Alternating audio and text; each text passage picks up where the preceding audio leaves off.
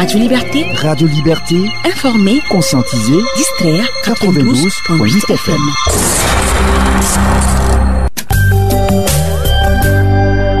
La grande édition du journal, présentation Tanga Thierry Zongo.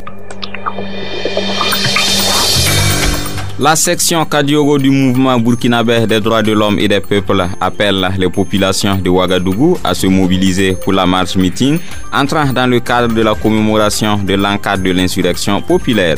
Une commémoration qui s'impose par devoir de mémoire et de poursuite de la lutte pour un changement véritable au Burkina Faso. L'opposition politique exige le départ du ministre de la Défense et celui de la Sécurité. C'est ce qui ressort de sa traditionnelle rencontre avec les journalistes ce mardi à Ouagadougou. Des détails dans ce journal. Le procès du putsch manqué se poursuit du côté de la salle des banquets de Ouagadougou 2000. Deux accusés étaient à la barre ce mardi. Ils disent ne pas reconnaître les faits qui leur sont reprochés. C'était le titre de votre journal.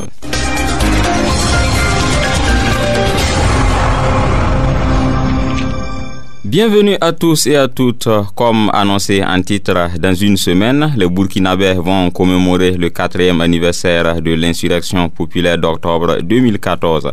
Dans un appel à mobilisation parvenu à notre rédaction, la section MBDHP du Kadiogo estime que cet anniversaire intervient dans un contexte sociopolitique marqué par une aggravation de l'insécurité sur toute l'étendue du territoire national, la persistance de l'impunité, de la vie chère, du chômage endémique, de la corruption, des détournements de deniers publics sur fond de pillage et de gaspillage des ressources publiques et la remise en cause des acquis de l'insurrection populaire à travers les velléités de confiscation des libertés démocratiques.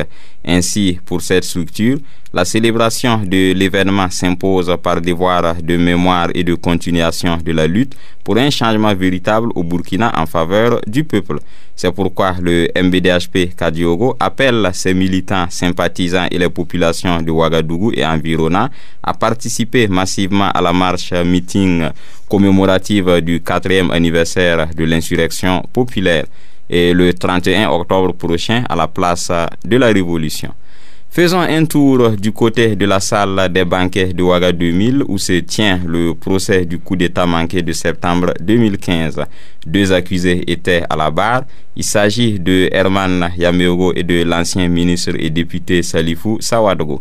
Ils nient les faits qui leur sont reprochés. Danouma Ismaël Traoré pour nous faire le point. L'interrogatoire de Maître Herman Yameogo s'est poursuivi ce mardi au tribunal militaire de Ouagadougou. Accusé d'attentat à la sûreté de l'État, de coups et blessures volontaires ainsi que de meurtre, il campe toujours sur sa position en indiquant avoir simplement exprimé une opinion politique. Selon son conseil, Maître Yeritiam, l'absence d'éléments matériels montrant son client en compagnie du général Gilbert Diendéré en train de le conseiller ou de lui apporter un quelconque soutien prouve qu'il n'est pas mêlé à ce putsch. Il poursuit en ajoutant ceci, je cite: « Monsieur le Président, si on estime que nous sommes complices d'un complot, qu'on nous dise à quel moment et comment nous avons aidé des gens à le préparer. » Fin de citation. Avant de conclure son audition, Maître Herman Yameogo a eu une pensée à l'endroit de ses enfants qu'il n'a pas vus selon ses dires depuis 7 ans, suite au décès de leur mère dans des conditions tragiques et au regard des incertitudes de sa vie politique. Le président de l'UNDD a saisi l'occasion pour demander pardon au président du Faso et au peuple tout entier. Il a aussi lancé un appel à la réconciliation nationale. Le deuxième accusé à être passé à la barre est Salifou Sawadogo, ancien ministre et 4e vice-président du CDP au moment des faits. Il est accusé de complicité d'attentat à la sûreté de l'État, de coups et blessures volontaires et de meurtre. À l'instar de son prédécesseur, il a nié les faits à lui reprocher. Déroulant son emploi du temps du 16 septembre et jour suivant, il explique que dans la matinée du 16 septembre, il a été à une réunion du secrétariat permanent de son parti, le CDP. Cette rencontre, explique-t-il, avait pour objectif de faire le point sur les candidatures suite aux différentes invalidations et procéder au remplacement des candidats recalés. La rencontre prend fin aux environs de 12h30 où avec Achille Tapsoba et Anissé Poda, tous cadre du parti, ils quittent le siège pour se restaurer. Lorsqu'ils apprennent que le conseil des ministres a été perturbé, ils se donnent rendez-vous au siège du parti dans une demi-heure. Salifou Sawadogo précise avoir eu des échanges informels au siège avec Edi Komboigo, le président du parti, les vice-présidents Achille Tapsoba, Anissé Poda, Boubacar Sanou et Fatou Diendéré autour de la question. Il indique qu'ils ont tenté sans succès de comprendre ce qui se passait à Kossiam. En l'absence d'informations précises, ces cadres du parti, selon toujours Salifou Sawadogo, se disent que le plus important serait de veiller à la sécurité des personnes et de leurs biens en tirant les leçons d'octobre 2014 où leurs domiciles ont été incendiés.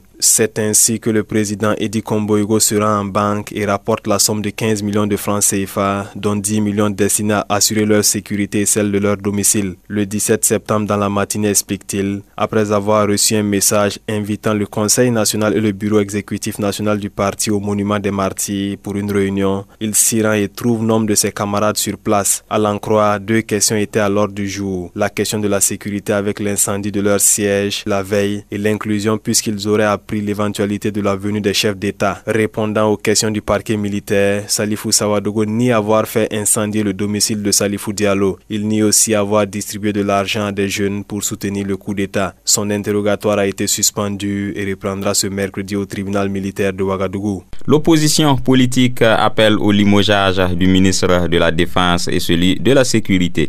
Elle l'a fait savoir ce mardi lors de sa rencontre hebdomadaire avec la presse où elle est revenue sur l'attaque de la gendarmerie de Djibo le jeudi dernier. L'opposition s'est également penchée sur les différentes crises au sein des mairies. Raki Sonde, Yvonne Nanema. La situation sécuritaire actuelle est le résultat d'une gouvernance défaillante. C'est le point de vue de l'opposition politique sur la recrudescence des menaces terroristes. Elle en veut pour preuve l'attaque perpétrée la semaine dernière contre la gendarmerie de Djibo sans qu'il n'y ait assistance des autres forces armées de la ville. Pour l'opposition, cette attitude peut être comprise par l'effet des embuscades dans lesquelles tombent les forces de défense et de sécurité en allant au renfort. Pensant également que les services de renseignement ne fonctionnent pas comme il faut, l'opposition demande le limogeage du ministre en charge de la sécurité et celui en charge de la défense. Aristide Ouedraogo, président du Front patriotique pour le renouveau, FPR. Les attaques se sont passées la semaine dernière. Les populations ont été clairement apeurées. Quel est le haut dirigeant de l'État burkinabé qui est allé dans cette localité remonter le moral des populations? Quelles sont les actions fortes qui ont été menées après par le ministre de la Défense lui-même? Il ne s'est pas rendu ni sur le terrain pour remonter le moral des troupes. Le ministre de la Sécurité, pareil. Si l'opposition politique demande leur limogeage, nous pensons que c'est clairement justifié. Pour ce qui concerne les crises dans les mairies, l'opposition politique accuse le parti au pouvoir d'en être responsable. Aristide Ouedraogo. Le parti au pouvoir a entrepris une vague tentative de déstabilisation de la quasi-totalité des mairies dirigées par l'opposition politique dans le Kadjougou. Cette crise de folie est consécutive à notre marche meeting à succès du 29 septembre dernier. En effet, le lundi 15 octobre 2018, c'est le maire de l'arrondissement 7 de Ouagadougou qui a été visé par une motion de défiance fomentée par les conseillers municipaux MPP et alliés. En dépit de ces dysfonctionnements, l'opposition laisse entendre que l'unité nationale est plus que nécessaire au regard de la situation nationale marquée par des agressions terroristes.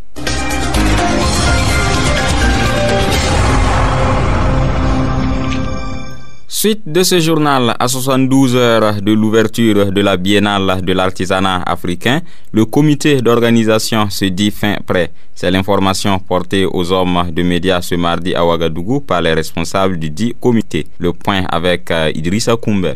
C'est le vendredi 26 octobre prochain que la 15e édition du Salon international de l'artisanat de Ouagadougou, SIAO, sera donnée. Selon le ministre du Commerce et de l'artisanat Aruna Kaboré, à quelques heures de l'ouverture, tout est au beau fixe. Dans quelques jours, s'ouvre la 15e édition du Salon international de l'artisanat de Ouagadougou, SIAO. À 112 heures de la Biennale de l'artisanat africain, le comité d'organisation est fin prêt et procède actuellement au dernier réglage pour une belle fête de l'artisanat à Ouagadougou. La question sécuritaire du pays a fait l'objet de préoccupations au cours de ce point de presse. À ce sujet, le ministre du Commerce et de l'Artisanat rassure que des dispositions adéquates sont prises pour que le festival se passe en toute sérénité. Aruna Kaboré. Nous avons décidé de renforcer et d'augmenter le nombre effectivement donc des forces de défense et de sécurité qui surveillent effectivement donc le site ici. Donc il y aura suffisamment effectivement donc de sécurité aux abords, tout à l'intérieur. Et en ce qui concerne effectivement donc la surveillance, nous avons rajouté effectivement donc la surveillance aérienne. Et à l'intérieur, nous avons donc la sonorisation pour faire les annonces nécessaires. Donc les participants devraient uniquement se fier effectivement à ces annonces-là pour que les gens aient la bonne information, pour ne pas que ce soit d'autres personnes en tout cas qui fabriquent de la rumeur, qui perturbent les uns et les autres. Dans le souci d'alléger les longues files d'attente au niveau des entrées, le comité d'organisation annonce l'ouverture d'une douzaine de portes. Cette 15e édition du SIAO se refermera le 4 novembre 2018 et sa tenue va mobiliser 700 millions de francs CFA à en croire les organisateurs. La 4e édition de la caravane de l'Organisation démocratique de la jeunesse ODJ a pris fin samedi à Kaibo, village situé dans la province du Zunwego. Les participants à cette caravane ont sillonné plusieurs localités de la région du centre-est pour prendre contact avec les populations. Idrissa Koumbem. Séances de sensibilisation, prestations d'artistes, vidéo-débats, ce sont entre autres activités qui ont marqué la clôture de la 4e édition de la caravane jeunesse de l'Organisation démocratique de la jeunesse ODJ. Selon le président de la structure, ces activités menées également dans les localités concernées par la caravane ont permis d'atteindre les objectifs de la caravane. Gabin Corbéogo. Je pense que la caravane, c'est une occasion pour l'ODJ d'avoir des échanges directs et francs avec les populations locales autour de leurs préoccupations. Donc, ça a été vraiment des occasions d'échanges francs et très riches. Et les témoignages partout où on est passé ont été vraiment édifiants. Le président du comité d'organisation, pour sa part, s'est réjoui de l'organisation de la caravane. Il a salué l'effort des populations pour l'accueil et plus particulièrement les groupes d'autodéfense appelés Korleo, Nyempani, Lankwande. Les populations aussi se sont organisées pour nous prendre en charge. Déjà avec les groupes d'autodéfense qu'ils ont ajouté à d'autres citoyens, ils ont assuré la sécurité de la caravane du début jusqu'à là. Donc côté sécurité, nous sommes parfaitement, en tout cas au-delà même de nos attentes, nous avons été satisfaits. Si la caravane a été une occasion de sensibilisation des populations, elle a été également une opportunité pour les caravaniers d'élever également leur niveau de conscience, à l'instar de Mohamed Sedogo venu de la province de Ganzourgou. Quand nous avons suivi la caravane pendant ces 5 jours, nous avons compris que c'était une belle initiative. Si nous nous mobilisons, nous allons trouver des solutions aux difficultés que nous rencontrons. Dans les villages que nous avons parcourus, nous avons remarqué que les populations ont des difficultés particulières, à savoir des problèmes d'accaparement. Cette 4e édition de la caravane de l'ODJ a concerné 6 localités des régions du centre-sud et du centre-est.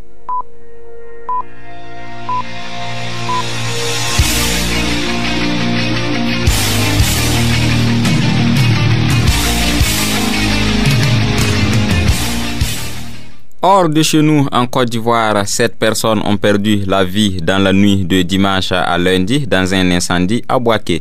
Les victimes, dont une mère et ses 6 enfants, ont été surpris par le feu pendant qu'ils dormaient. Ce drame serait consécutif à un court-circuit, selon le site d'information kwasi.com.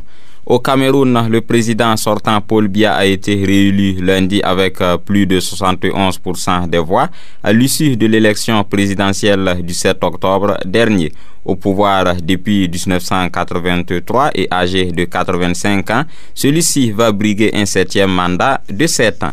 3 semaines après l'assassinat du journaliste saoudien Jamal Khashoggi au consulat d'Arabie Saoudite en Turquie, le président turc Recep Tayyip Erdogan s'est prononcé.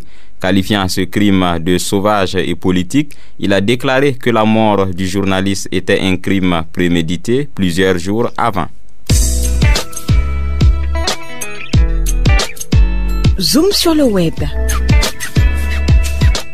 Intéressons-nous à présent sur un coup de gueule d'un internaute à l'intention des hommes politiques du Burkina Faso. Celui-ci estime que ces derniers ne sont pas à même d'apporter un changement pour le pays. Il justifie cela par le fait qu'ils appartiennent tous à la même famille. Nous prenons connaissance de sa publication avec Rakiswende Yvonne Nanema. Zida Isaac, Kafando Michel, Kabore Rockmark, Compaoré Blaise, Komboego Edi, Bassolé Djibril, Djendéré Gilbert, Diabré Zéphirin, Ouedraogo Gilbert Noël sont tous des leaders de la galaxie Compaoré. Sankara Benouende Stanislas et d'autres leaders sankaristes ou sankariens ont récemment rejoint officiellement avec armes et bagages cette galaxie. Écrit Oumarou Ebié en parlant des acteurs de la scène politique burkinabé. L'internaute estime que ces derniers ne peuvent apporter un changement à la situation du Burkina. Il s'exprime en ces termes. Ils n'ont pas de divergence de fond. Ils traînent des haines individuelles, des jalousies diverses depuis plus ou moins longtemps. Oumarou Ebié dit aussi déplorer le fait que ces politiciens aient transposé leurs problèmes personnels sur le champ politique, embarquant de ce fait certains jeunes. À ce propos, il dit ceci. Le drame est que beaucoup de jeunes malheureusement incultes ont pris fait et cause pour l'un ou l'autre en fonction de leur générosité plus ou moins pécuniaire. Il conclut par cet appel en disant ceci, je cite. Tous ceux qui veulent un changement dans ce pays doivent comprendre qu'il faut mettre au placard tous ceux qui ont servi les régimes qui se sont succédés dans ce pays à un haut niveau depuis au moins 1987. Ces gens ont trop de contentieux pour espérer quelque changement que ce soit venant d'eux. Fin de citation. Nous sommes au terme de cette édition. Merci de nous avoir suivis. Tiona Sanogo était à la partie technique. Excellente suite de programme sur la voie citoyenne.